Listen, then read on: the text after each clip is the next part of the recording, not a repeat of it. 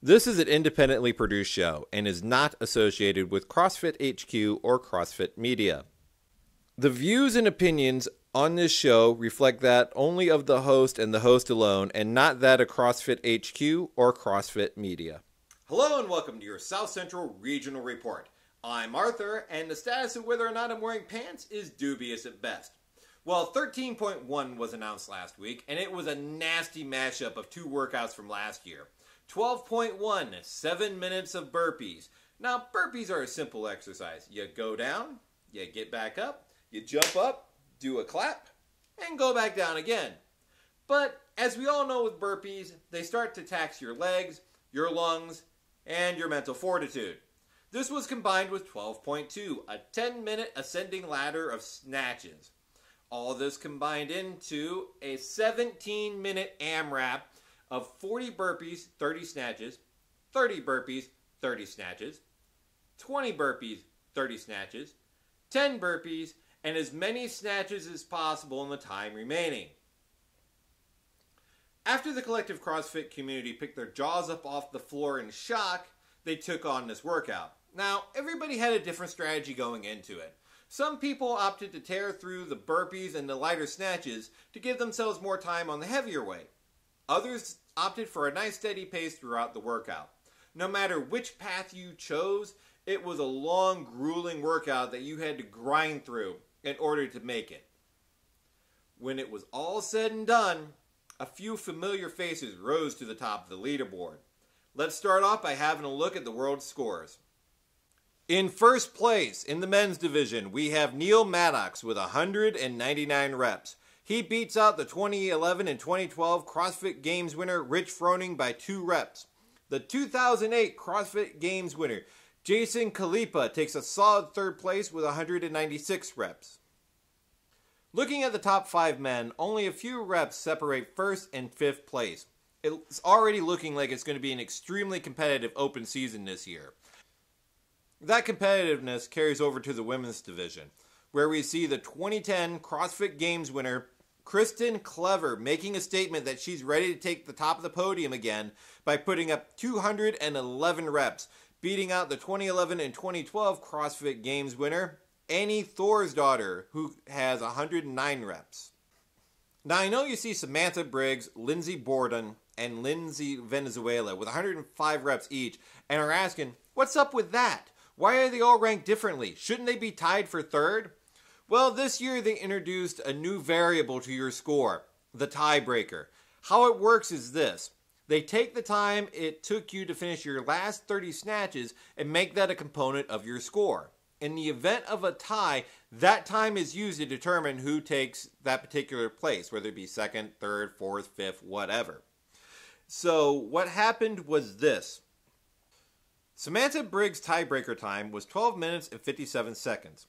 Lindsay Borden's time was 12 minutes and 58 seconds, while Lindsay Venezuela had 13 minutes and 41 seconds. So as you see, it's going to be really close this year, with 1 second separating third and fourth place. Looking at the team competition, we have some more familiar names sitting up there. We see CrossFit Milford on top with 1,120 reps.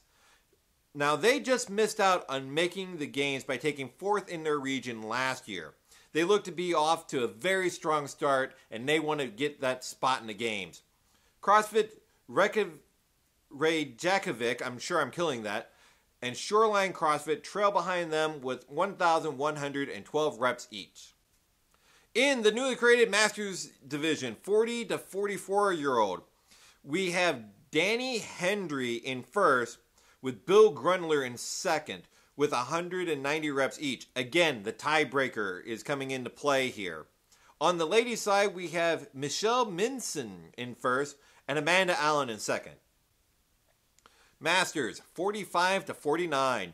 Brent Colson takes first with 172 reps, followed up by Ronald Thomas. Now on the ladies' side, we have Kim Holloway with 191 reps, but hot on her heels is Lisa Mickelson with 188 reps. Masters, 50 to 54-year-old division. The men's part of this division you really need to pay attention to, and I'm going to explain why. First off, Bob LaFavi, first place, 168 reps. Amazing work. Right behind him is the two-time CrossFit Games winner, Gord McKinnon, with 165 reps.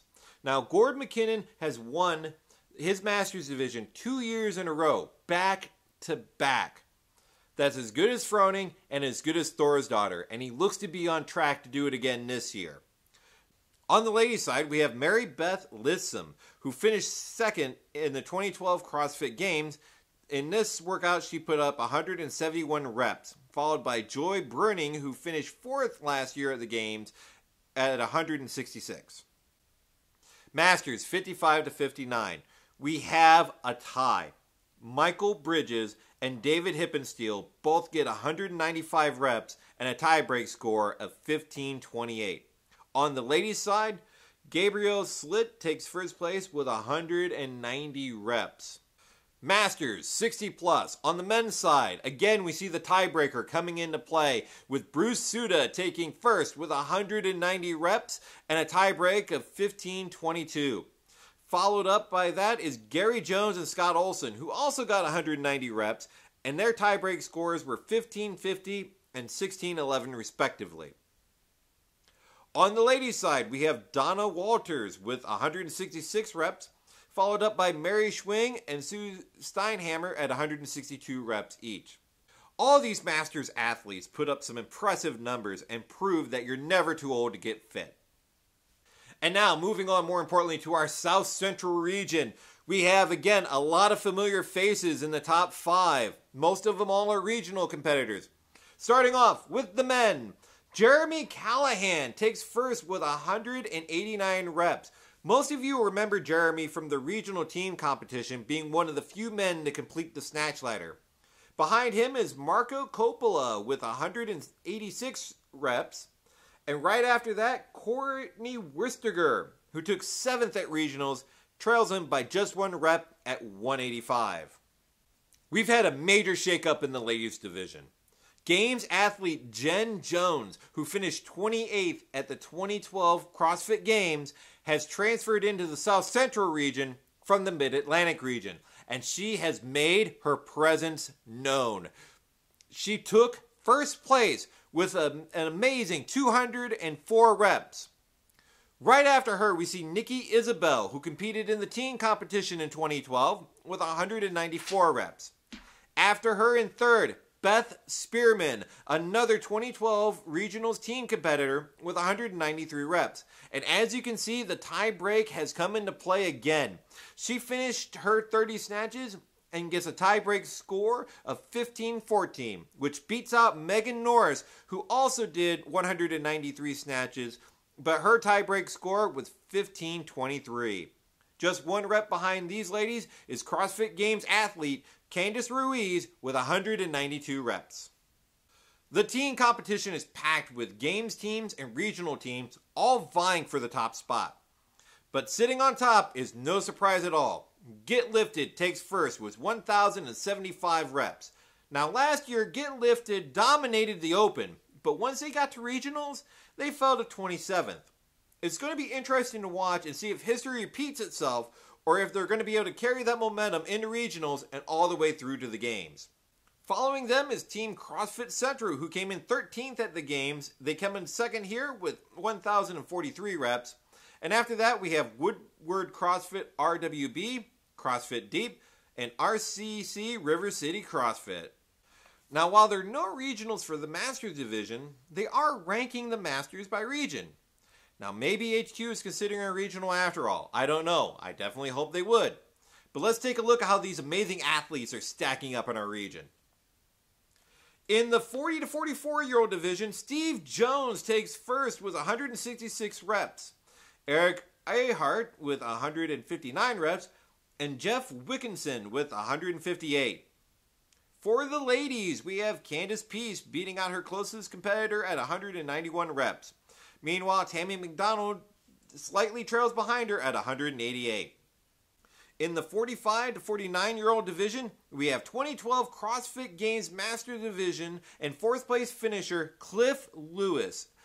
First in a tiebreak at 153 reps, and 12 minutes and 3-second finish.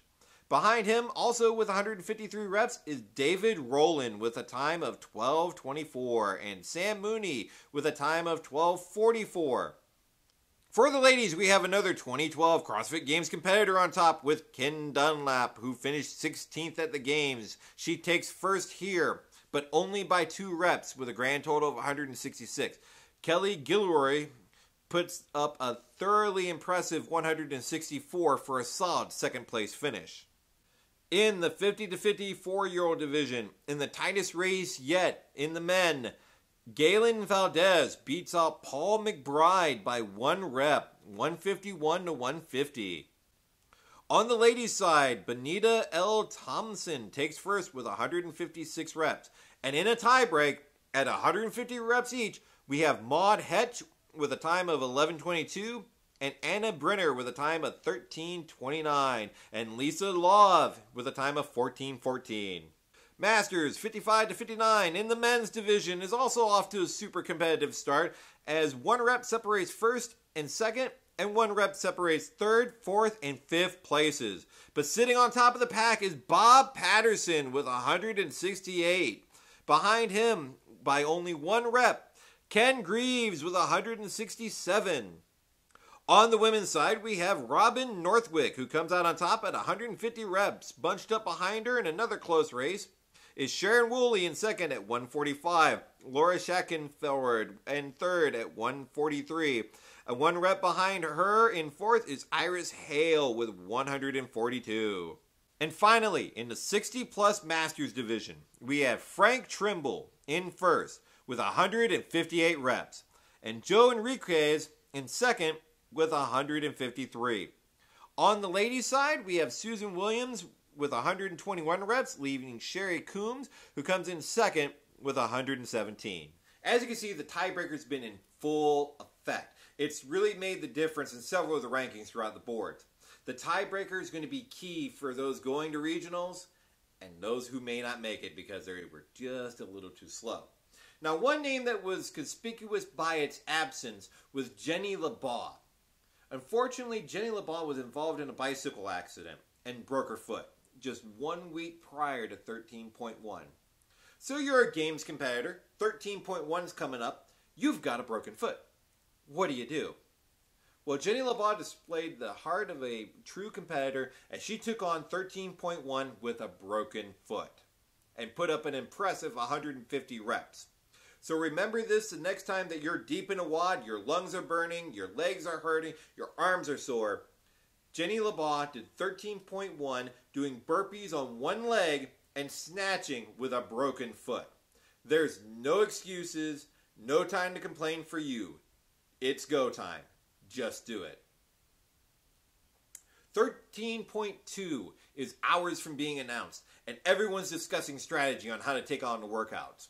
Now, for most of us, we're going to be in that category of one and done. And there's a few different groups of people who fall into that category. There's those who view it like a competition. You don't get second chances at competitions, so you do that workout once and treat it as a competition. And that's great. You have your athletes who know they're shoo-in for regionals. They have no reason to do the workout again, so they do it one and done. The other group is pretty much the rest of us. Those who know we're not going to regionals. There's no real reason for us to do these workouts again. They're great workouts, but they're extremely taxing on your body. And if you're not a high-level athlete, I really don't recommend doing them more than once. Now, you do have the people who do these workouts multiple times, 2, maybe even 3 times. I know a guy actually who did it every day since it was announced. He's crazy. Again, this falls into 2 groups of people. You have your people who are on the verge of going to regionals. If you're close, if you're on the fence, you should probably consider doing the workout again if you think you can get a better score that's going to put you over the top and get you there. The other group of people should not be redoing these workouts, and those are people who think they can get that 1 more rep, that 1 more lift. I can pick up that 135 bar. I know I can do it if I do it just 1 more time. Look, you have a lot of pride. You have a lot of heart. That's a great thing. But look at it this way. Is it truly worth it? You're not going to jump up any more spaces. You're not making it to regionals. And if you do that 1 or 2 more reps, then injure yourself and have to sit out the rest of the open, you're going to regret that one more time. So just consider that before you take it on again. The last strategy with these is kind of a variation of one and done. And that's the Sunday submission. These are people who wait to the last minute on Sunday to do the workout and submit their score. This is the most dangerous way to play this game. Alright? I get that a lot of us are busy, and sometimes Sunday is the only day you have to do the workout. That's great. If Sunday is your day and the only day you've got, go ahead and do it. God bless you, go for it. Just remember to submit that score. The other group of people are people who just want to wait till Sunday because they're not a target. And to you I say, you're playing a dangerous game. If you do the workout on Sunday and you're one of these competitors who are on the verge of going to the games or on the verge of going to regionals, and you have a disaster happen during that workout, you have 0 recovery and 0 chance to do it again. You're really hurting yourself. Consider doing it a day or 2 after the workout's been announced, and then judge whether you should do it again. The people who wait until Sundays just to submit their score to not be a target, you're playing a dangerous game because, hey, life happens. Sometimes your internet connection will get cut. Sometimes you won't be able to get near a computer to submit that score. Something may happen in your personal life and you're out all day. And you didn't submit your score, you're now out for the rest of the games. So play it smart, use a strategy that works for you, but don't play a dangerous game waiting to the last minute. I don't recommend that at all. Well, tomorrow night, we've got 13.2 being announced, and we're going to see Annie Thorisdottir and Lindsay Venezuela face off shortly afterwards in 13.2. It should be an epic battle to watch.